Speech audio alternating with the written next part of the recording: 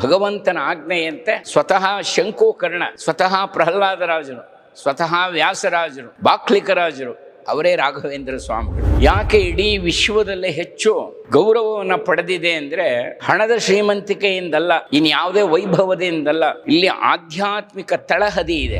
ರಾಘವೇಂದ್ರ ಸ್ವಾಮಿ ಗುರುಗಳಂತ ಮಹಾನುಭಾವರು ಅನೇಕರು ಜನಿಸಿ ಈ ಭೂಮಿಯನ್ನೇ ಪುನೀತ ಮಾಡಿಬಿಟ್ಟಿದ್ದಾರೆ. ರಾಘವೇಂದ್ರ ತೀರ್ಥರು ಮಾತಾಡ್ತಾ ಇದ್ದರೆ ಯಾವುದೋ ವಿಶೇಷವಾದಂಥ ಭಗವಂತನ ವಚನಗಳು ಕೇಳಿಸ್ತಾ ಇದ್ದೀವಿ, ಆ ಥರ ಕೇಳ್ತಾ ಇದ್ದೀವಿ ಅಂತ ಅನಿಸೋದಂತೆ.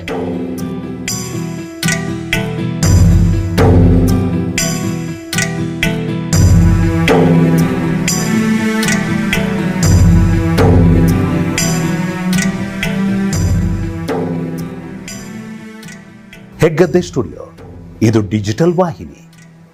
ಲೈಕ್ ಮಾಡಿ, ಸಬ್ಸ್ಕ್ರೈಬ್ ಮಾಡಿ. ಜ್ಞಾನಾನಂದಮಯಂ ದೇ